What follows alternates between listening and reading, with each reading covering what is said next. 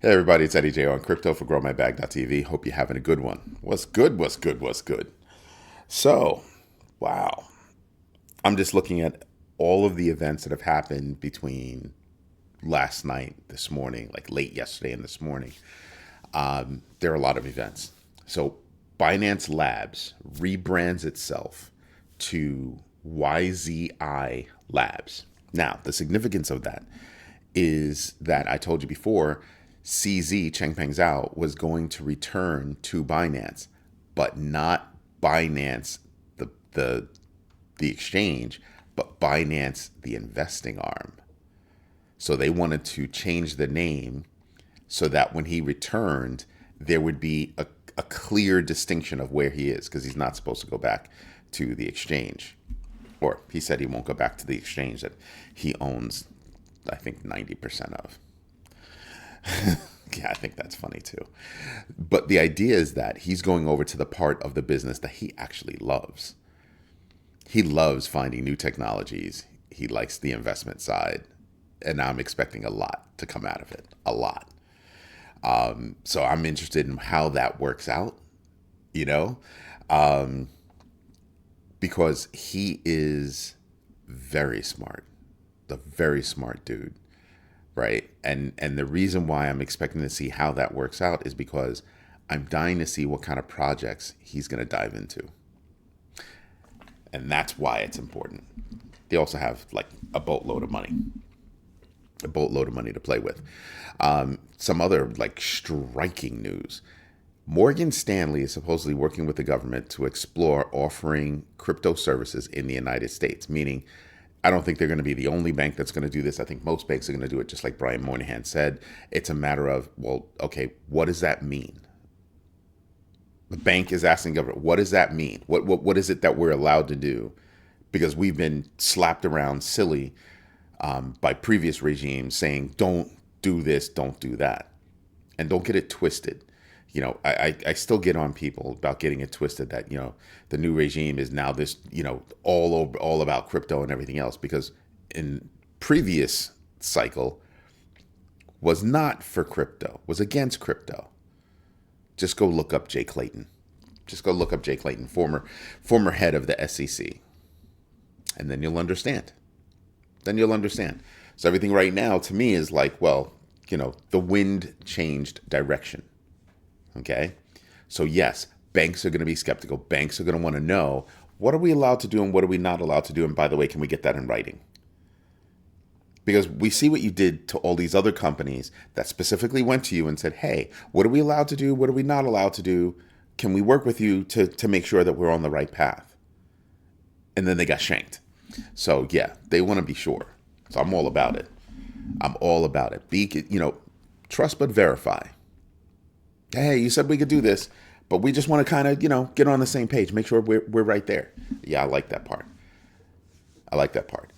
Here's something that somebody brought up that I heard. And it's like, well, if banks can actually, handle custody of crypto, will the FDIC have to insure the crypto?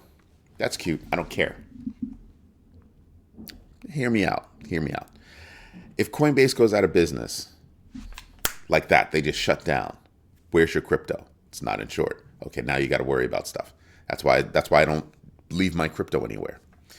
So if a bank is handling custodial services for crypto, they're acting just like Coinbase.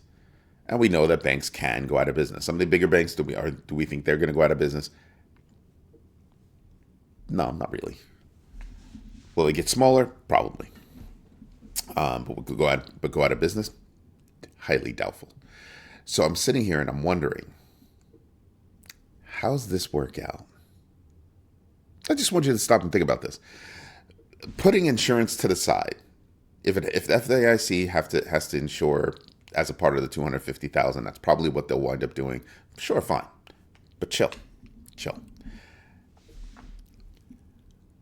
I'm looking at it more from a business perspective. If a bank can handle custody or perform custodial services for crypto, so does an exchange. If I can custody your crypto, I should be able to buy and sell crypto for you. debt against an exchange. How do exchanges get money? How do you onboard money with an exchange? You tie it to your freaking bank account. That's how. You see where I'm going? So going to an exchange would become an extra step. Where if you're depending on what you're buying, you could buy it right with the bank. Skip the extra step. Keep it moving. Depending on what you're going to buy. Right? Now, do I necessarily want my bank that reports everything to everybody what I'm doing with my money? Oh, wait a minute. Because if I send my money to an exchange, the bank has no idea what I did except I sent it to an exchange, and I may or may not have, purchased crypto. Using the exchange as like a newfangled Western Union service, right? I'm going to buy some USDC or USDT, send it to somebody, and then they'll be able to handle it on their end. Oh. But if I buy crypto through a bank, they've got all kinds of data on what I'm doing with my money. I believe in separation of church and state. I really do. So I'm not big on doing things at my bank. Here's something else that I'm not big on. I'm not big on having somebody else buy my crypto. It is so easy to buy your own crypto. I have a problem with allowing a bank to, buy and sell crypto on my behalf. Let alone, I don't like doing that with exchanges. Centralized exchanges, that is. I don't like that. I'm not a fan. I do it because we have to in certain transactions. Wow. But other than that, yeah, I'm not feeling that idea. I'm not with it. However, I think it's going to create healthy competition. It'll invite a slew of new customers, small businesses included. Businesses that should call me up and be like, hey, Eddie, we understand that if we host our website with your company, we can accept credit cards, PayPal, and crypto. Yep, you can. Just hit me up. We'll host your website. Have a regular website, we can host that too. But an e-commerce website, oh, we could really take care of you. We have a lot of tools that other platforms don't have, right? But yeah, going for a bank performing basically exchange-like services, ooh. Because I want you to stop and think about this. I can't walk down the street and into a Coinbase store and deposit money.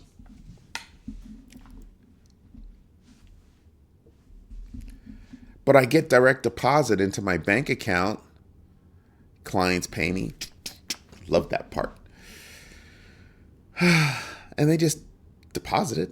It's all done. I don't even have to go to the bank branch, but I can. I can go down the road into a bank and deposit money, right? But here's the thing, though. Everybody's moving away from money like that.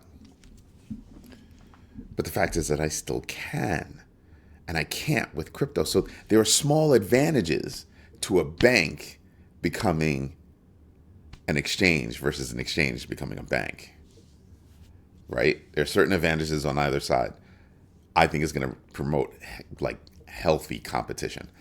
And with healthy competition comes a rise in awareness, usefulness, and the price of crypto.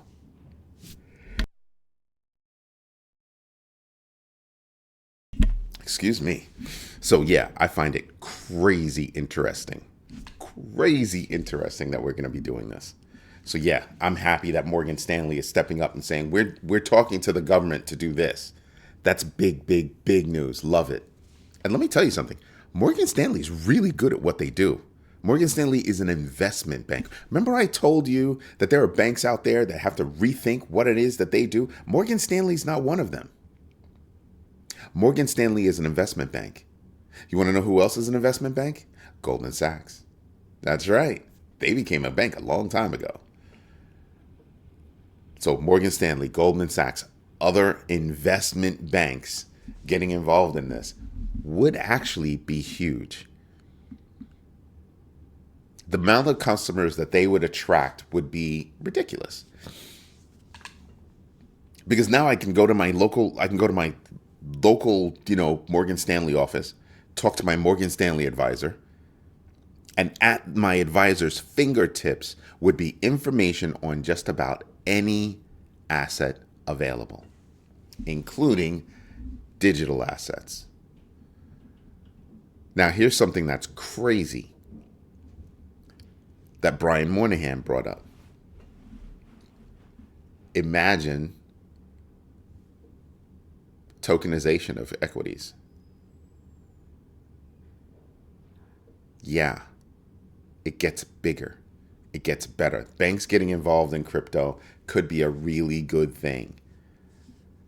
And I'm not looking at it from a I want a bank to do stuff for me kind of situation. I'm looking at it from a general population. I like to do things differently than other people, and other people like to do things differently than me. A lot of those other people are doing things with investment banks. And now they'll have more to discuss, more ways to grow their bag. Not necessarily mad about that. I think that's good news. Then we've got Senator Warren and Representative Jake Auchincloss calling for an investigation into the Trump and Melania coins. I'm getting my giggle on. Who do you think is going to investigate that? It's not going to be investigated until that regime leaves. And at that point, yeah, you get where I'm going with that. Now, South Korea, I told you the other day, South Korea had taken action against Upbit. Upbit had to cease services and in South Korea until they fixed their problems. Other exchanges are kind of cringing. They're kind of like afraid. They're like, oh man, what's going on? And I want you to think about this. South Korea is a huge crypto hub. Actually, let me rephrase. They're a huge technology hub, including crypto. That's what I would say. Their technology industry is ridiculous. Absolutely ridiculous. So I sit back and I look at that and I just go, ooh. They're not necessarily cracking down in a bad way. They're cracking down in a good way, right? Upbit got hit for sanctions on, know your customer, or KYC, anti-money laundering, AML. Other exchanges are just wondering if they're up to par. And if they're not, they better fix it. That's all South Korea is saying to you. You better fix it. I heard somebody talk about an exchange this morning, and they were talking about how they use this exchange every day. And I said, that's great. He says, yeah, they operate in the United States, and they don't have any KYC, they don't have any AML. And I just sat there and I was just like, and you think that's a good thing? To me, that is the perfect situation for a company to go out of business. You don't do KYC, know your customer, anti-money laundering. How much longer do you think that company is going to be in business without those small things in place? They're basically saying, yeah, if you're a drug dealer, you could use our platform. Yeah, if you're doing nefarious things, you could use our platform.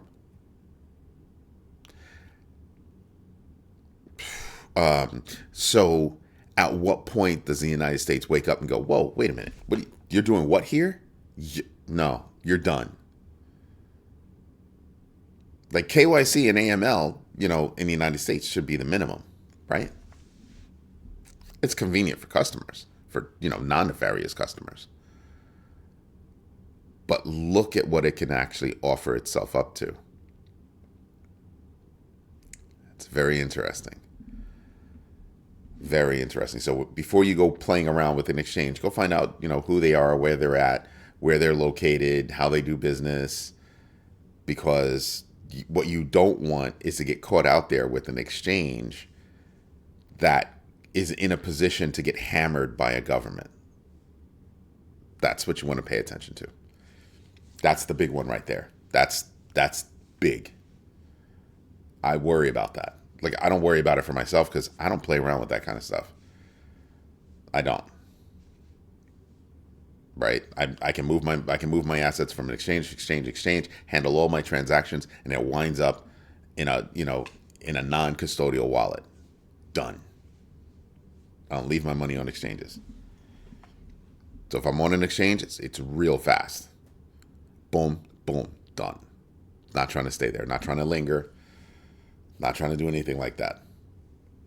Now, Senator Lummis, who's taken over the newly anointed digital asset subcommittee, is basically calling for, a fund. And I'm like, yeah, okay. So it sounds like we're gonna get the digital asset reserve. Remember, I told you before when the new regime was campaigning, it was all about a Bitcoin reserve. The language has changed. The digital asset reserve. Huh.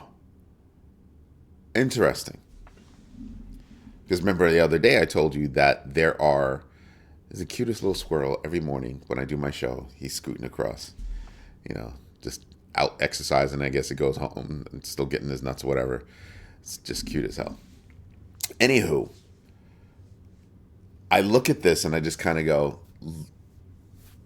you're gonna do other coins. And I told you last week they started, you started hearing about other coins, Bitcoin, XRP. Somebody mentioned Solana, and I was like, oh, I wouldn't choose Solana. I'd probably choose Cardano instead. Ethereum, but Solana? Can you say teehee? I'm not into Solana all that much. Yeah, I have a bag, but I'm not into Solana all that much. I dropped a lot of Solana. I dropped a lot, like almost all. But I could see there being a reserve comprised of several different assets. I can see that. I can definitely see that. Why? You want to diversify. That's why. You want to diversify. So I'm sitting here and I'm looking at this and I'm kind of going, yeah, that's going to be interesting. Something else is going to be interesting. The Bank of Japan just raised its rates another 25 basis points. That's huge. And I'm dying to see what kind of impact it's going to have on the markets. I'm dying to see what kind of impact it's going to have on crypto. And we shall see what's up. We shall see what's up. But you know what we should do? That's right. We should go over the numbers. So let's scoot on over there. And first, let's see who's coming out with numbers today. Two big companies, American Express and Verizon, coming out with numbers. Progressive was supposed to come out this week. So yeah, we've got a lot going on. It's going to be interesting to see what Las Vegas Sands has to say, because it's a travel destination, right? It's a travel destination. What else do we have? Not much. We had jobless claims yesterday. Today we're going to have, S&P PMI information. Nothing really hitting this week, for obvious reasons, right? Fear and greed index is at 75, kind of holding steady from yesterday. DeFi Llama, we're at $137.3 billion in total value locked. Not bad. We've got Bitcoin at 105,485. Wow. And you see how that so it was a resistance level before, right? I had a small line. I drew that resistance level from there all the way over to about here. And then we had to extend it this way because it's still acting as a barrier. It's acting as a significant point that we should be paying attention to. And of course, up here is actually a new high. I've got to move this. So I'll verify the new high and move it. Actually, we could do that now if you want. 109, 114.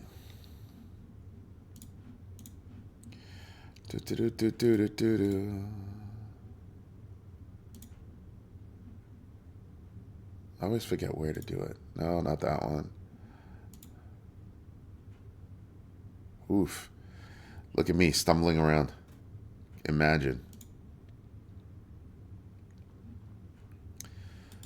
And it always happens. Settings. 109, 114. There you go. So now you can actually see what the new high is right there. And it went a little higher than that, right? It did. I told you, CoinMarketCap has different numbers compared to other resources, and that's what you have to pay attention to. So 109, 114 on CoinMarketCap, see, all-time high. But then when you look over here at TradingView, you can see clearly that their number is higher than that, right there, right? When I saw on another exchange, it was 109, 688. So it's always just about. You know what I mean? It's always just about. You know what? We can move that because it'll annoy me seeing that little thing pop up like that. And of course, I'm doing the wrong thing.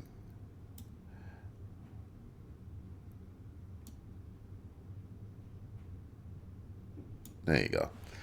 Because I don't like showing the tips like that. I want to see it like pretty much on. And you can see right here where we're popping up again. But this is serving as a pretty telling line. So we're going to keep that one there. We're definitely going to keep that one there. I don't erase the lines that I've created in the past because it enables me, if we come back down, it enables me to see what the past was, right? So that's why I keep it like that. There you go.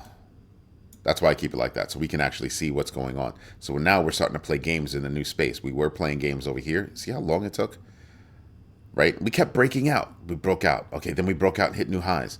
Came back down, came back down, came back down. See what? And this is why I pay attention to this stuff, because these are opportunities. I mean, look at the 20-day moving average.